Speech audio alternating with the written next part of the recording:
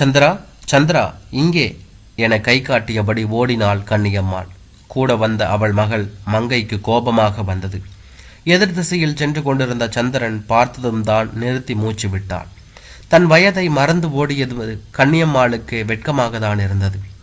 என்ன தோன்றியதோ, சந்திரன் இவளை கிராஸ் பண்ண வைக்காமல் அவனே வந்தான். வந்தவுடன் அவன் கைகளை பிடித்து எப்படிடா இருக்க என்றாள், முகம் நிறைய பூரிப்புடன். நல்லா இருக்க அத்தை என்றான். நீங்க நல்லா இருக்கீங்களா என்றான். கூட நின்றிருந்த மங்கையின் தோளை தட்டி சிரித்தான். மங்கையின் கோபம் இருந்த இடம் தெரியாமல் ஓடியது. என்ன அத்தை இந்த பக்கம்? இங்கே ஒரு கல்யாணம். முடிஞ்சிட்டுதா? வீட்டுக்கு தான் போகிறோம். ஸ்கூலுக்கு மட்டமா என மங்கையை பார்த்து சிரித்தான். அவளும் சிரித்தாள். வாங்க அத்தை வீட்டுக்கு என்றான். அவன் கண்களில் குற்ற உணர்வு கொப்பளித்தது. இருக்கட்டும்பா என்று சொன்னாலும் சீனுக்குட்டியை பார்க்க மனது அடம் பிடித்தது. இல்லை அத்தை, அதான் மங்க ஸ்கூலுக்கு லீவு தானே, மாமா வேலைக்கு போயிட்டு இருப்பாங்க, நீங்கள் வாங்க என்று கைப்பிடித்து இழுத்தான். இவள் மங்கையை பார்க்க மங்கை உன் இஷ்டம் என்பது போல அந்த பக்கம் திரும்பி கொண்டாள். ஆனால் உள்ளூர அவளுக்கும் ஒரே குஷியாக தான் இருந்தது. எப்படியும் அம்மா பாசிட்டிவான முடிவுதான் எடுப்பாள் என்று தெரியும். அன்புதானே அவளது பலம் பலவீனம் எல்லாம். சரி என கன்னியம்மாள் தலையை ஆட்டும் முன்பே சந்திரன் போனில் அவள் அம்மாளிடம் இவர்கள் வருகையை அறிவித்து விட்டான். ஆட்டோவை கைத்தட்டி அழைத்தான். ஆட்டோவில் உட்கார்ந்திருக்கும் போது இதே சந்திரனுடன் ஆட்டோவில் நந்தினியை கற்பனையாக கூட்டி போனது கன்னியம்மாளுக்கு ஞாபகம் வந்தது. இன்னும் நாள் இருக்கே என்று ஊரில் உள்ள தாத்தாவின் இறப்புக்கு வசந்தாவும் அவள் கணவரும் பஸ் ஏறி சென்னை தாண்டி இருக்க மாட்டார்கள். திடீரென இருட்டில் படியிறங்கி வந்தாள் நந்தினி. என்னம்மா இந்த நேரத்தில் என கேட்டவரிடம் ஒன்றுமில்ல மாமா என சிரித்தபடி கன்னியம்மாளின் கைப்பிடித்து இழுத்தாள். சமையல் கட்டுக்குள் நுழைந்தவுடன் தான் தெரிவித்தாள். அவள் பாவாடை முழுவதும் நனைந்திருந்தது. அது பனிக்கூட நீர் என்பது கூட அவளுக்கு தெரியவில்லை. வீட்டில் இருக்கும் ஆண் பிள்ளையிடம் என்ன சொல்ல என கொஞ்ச நேரம் எதுவும் புரியாமல் தவித்து போய் கீழிறங்கி வந்தவள் கண்ணீர் முட்டி கொண்டு நின்றது. ஜாஸ்தி படுறதுக்கு முன்னாடி வந்து சொன்னையே, ஒன்றும் பயப்படாத என்று சொல்லி சந்திரனை அழைத்து அனைத்தையும் எடுத்து வைத்து கொண்டு மங்கையை அவரிடம் பார்த்து கொள்ள சொல்லி ஆட்டோவில் பயணித்தான். இரவு 8:30 மணிக்கு கிளம்பியது. ஆட்டோ ஒவ்வொரு ஸ்பீட் பிரேக்கரில் ஏறும்போதும் மெதுவா போப்பா என்று நந்தினியை அணைத்து கொள்வாள். தன் கை சூட்டின் வழி தன் ஆறுதலை அவளுக்கு தெரிவித்து கொண்டே இருந்தாள். புடவை நகைகளை எல்லாம் கலற்றி கொடுத்துவிட்டு அவர்கள் தந்த உடையில் செல்லும்போது அத்தை என்று கன்னியம்மாளின் கை பிடித்து கொண்டு விட மறுத்தாள். அவள் கண்களில் மட்டுமல்ல, உடல் முழுவதும் பயத்தின் பிரவாகம். அவளை தேற்றுவதற்குள் இவளுக்கு அழுகை பொத்து கொண்டு வந்துவிட்டது. நைட் முழுவதும் அவளும் சந்திரனும் இந்த அரசு ஆஸ்பத்திரியில் காத்து கிடந்தார்கள். புதுசாக வண்டிகளில் முக்கால்களோடு வந்து முனகல்களோடு வந்து இறங்கினார்கள் கர்ப்பிணிகள். நிற்க முடியாமல் அதுகள் படும் பாடு அப்பப்பா. அது வெயில் காலம்தான் என்பதால் குளிரில்லை என்றாலும் புழுக்கமும் கொசு தொல்லையும் படுத்தின. அதையெல்லாம் விட பிரசவிக்கும் பெண்களின் வலியின் ஒளி உடம்பெல்லாம் சிலிர்த்து கொண்டே இருந்தது. எல்லாருடைய முனகளும் நந்தினியுடையதாகவே பட்டது. அவளுக்கு இத்தகைய ஹாஸ்பிட்டல் எல்லாம் பழக்கமில்லை. எல்லாம் தனது கிராமத்து வீட்டிலே தான். இங்கே இவர்கள் பேசும் பேச்சுக்கள் கால்கள் நடுக்கத்தை பரவ விட்டன. ரொம்ப கத்தனா இப்போ மட்டும் வலிக்குதா என்று கண்டபடி அசிங்கமாக பேசுவாங்களாம் நர்ஸுங்க என்றாள் ஒருத்தி. வலி வரலனா உருட்டுக்கட்டையால் அடிப்பாங்களாம் என்று எரியும் கொள்ளியில் எண்ணெயை ஊற்றினாள் ஒருத்தி. ஊராம் வீட்டு பிள்ளை, கடவுளே இரு ஜீவன்களையும் நல்லபடியாக கரை சேர்த்தடு என்று தன் குலதெய்வத்துக்கு காணிக்கை செலுத்துவதாக வேண்டிக் கொண்டாள். மரணத்தை தொடும் நிகழ்வல்லவா அது. வாழ்வின் பல நிதர்சனத்தை உணர்த்தும் தருணம் அல்லவா அது. புதுசாக குழந்தைகள் பிறந்து கொண்டே இருந்தன. யார் பெயர் சொல்லி அழைத்தாலும் எல்லோரும் தலை தூக்கி பார்த்தார்கள். தூங்குபவர்கள் வாரி சுருட்டி கொண்டு எழுந்தார்கள். கன்னியம்மாளும் சந்திரனும் தூக்கம் இல்லாமல் ஆளுக்கு ஒரு மூலையில் அவ்வப்போது டீ வாங்கி குடித்துவிட்டு உட்கார்ந்திருந்தார்கள். நந்தினி புருஷனுக்கு தகவல் தெரிவித்ததும் அவன் வரவில்லை. அவள் அப்பா அம்மாவிற்கு இரவு தகவல் தெரிவித்த போது இப்போது போல் செல்போனில் வசதியெல்லாம் இல்லை. காலை 7 மணிக்கு நந்தினி நந்தினி என குரல் கொடுத்தாள் ஆயம்மா. அசந்து வாயை பிளந்து சேரில் தூங்கி கொண்டு இருந்த சந்திரனை தட்டி எழுப்பிவிட்டு முதலில் கன்னியம்மாள் ஓட சந்திரன் பின்தொடர்ந்தான். ஆயம்மா காசு கொடுத்தால்தான் குழந்தையை முகத்தை காட்ட முடியும் என குழந்தையை தன்னோடு அணைத்து கொள்ள சந்திரன் தன்னிடம் மீதமுள்ள சில்லறைகளை சேகரித்து சட்டென்று 300 ரூபாய் நோட்டுகளை எடுத்து ஆயம்மாளிடம் கொடுத்தான். கன்னியம்மா இருவரும் பார்த்த சில நொடிகளுக்குள் ஆயம்மா குழந்தையை தூக்கி கொண்டு உள்ளே சென்றாள். அவள் அம்மா வரும் வரையில் நந்தினிக்கு தேவையான அனைத்தையும் செய்து கொண்டிருந்தாள் கன்னியம்மாள். வசந்தா வந்தவுடன் பொறுப்பை ஒப்படைத்து விட்டு வந்து படுத்தவள் தான். டைபாய்டால் 1 மாதம் படுத்தே விட்டாள். கன்னியம்மாளின் அம்மாதான் உழைப்பெடுத்தாள். ஆஸ்பத்திரியில் கிடந்திருக்கா, ஏதோ காத்து கருப்பு அடிச்சிருக்கும் என வருவோர் போவோரிடம் புலம்பிக் கொண்டிருந்தாள் அந்த பாட்டி. சந்திரன் ஆட்டோவை விட்டு இறங்கி ஆட்டோவிற்கு பணம் கொடுத்து கொண்டிருந்தான். இதுதான் வசந்தா வீடா? ஒரு காலத்தில் இருவரின் வீடுகளும் ஒன்றுதான் இல்லையா? இன்று இவர்கள் இங்குதான் வசிக்கிறார்கள் என்று தெரிந்து கொள்ளவே பல நாட்கள் பிடித்திருக்கிறது. கன்னியம்மாளிடமிருந்து பெருமூச்சு ஒன்று வெளிப்பட்டது. உள்ளே நுழையும் போது இருந்த தயக்கத்தை வசந்தாவின் குரல் மாற்றியது. வா கண்ணியம்மா. கைகள் பிடித்து கொண்டாலும் பேச ஏதுமற்றது போல வாய் செயலற்று இருந்தது. தண்ணீர் எடுத்து வர வசந்தா உள்ளே சென்றாள். பார்வையை எதிர்ச்சியாக உள்ளே அலைய அங்கே நந்தினி படுத்து தூங்கி கொண்டிருந்தாள். சத்தம் கேட்டு அவள் எழுந்திருக்கவில்லை.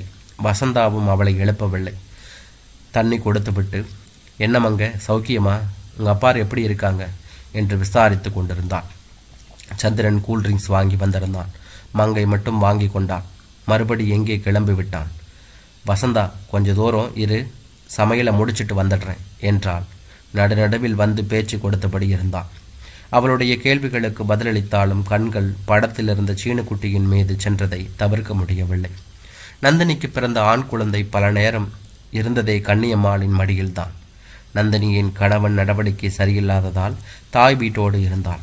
அது பற்றிய கவலையே இல்லாமல் அவளையும் அவள் குழந்தையும் வசந்தாவும் கன்னியம்மாளும் பார்த்து கொண்டார்கள்.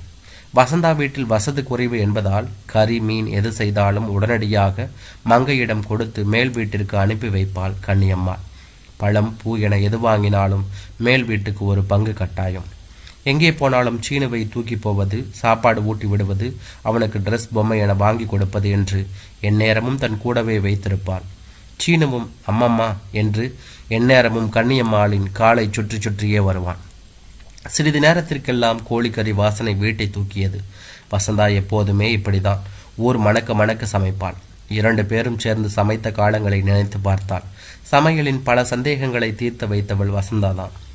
வீட்டு ஓனர் குடித்தனக்காரர் என்ற பேதமே இல்லாமல் இருவரும் பழகி கொள்வது பக்கத்து வீடுகளுக்கு பொறாமைதான்.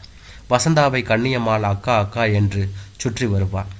அதற்கு பதிலாக நந்தினியும் சந்திரனும் இவளை அத்தை அத்தை என்றபடி வளைய வருவார்கள். நந்தினி வயதுக்கு வந்தபோது கூட மாட எடுத்து போட்டு செய்தது, கல்யாணத்தில் ஓடி ஆடி உதவியது எல்லாமே செய்தாள்.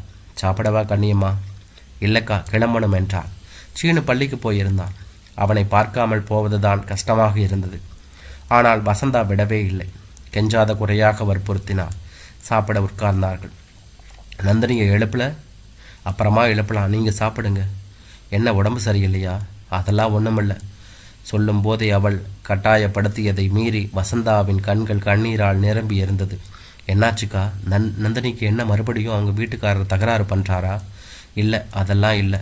பின்ன அங்கிருந்து வந்தவுடனே அவள் புருஷன் வந்து கூட்டிக்கிட்டு போனான். அவன் முன்ன மாதிரி இல்லை. ஆனால் அவன் சம்பாதிக்கிற காலனா காசு சாப்பாட்டுக்கே போதலை. இதில் நல்ல வீட்டுக்கு எங்கே போகிறது? ஏதோ ஒரு சின்ன வீட்டில் குடி வச்சான். அட்வான்ஸ் கூட நாங்கள் தான் கொடுத்தோம். நல்லா தான் கொடுத்தன பண்ணாங்க. கொஞ்சம் இடைவெளி விட்டு நீ சாப்பிடு வசந்தா. சாப்பிட்ற நேரத்தில் அது எதுக்கு? அட சொல்லுங்கக்கா, என்கிட்ட சொல்லக்கூடாதா? அது நந்தினி 2வது முழுகாமல் இருந்துச்சு. நேற்று களைஞ்சிடுச்சு. துக்கத்தை தொண்டையில் அழுத்த முயற்சி செய்தாள். கன்னியம்மா ஏதும் பேசாமல் அவள் கைகளை பற்றி கொண்டாள்.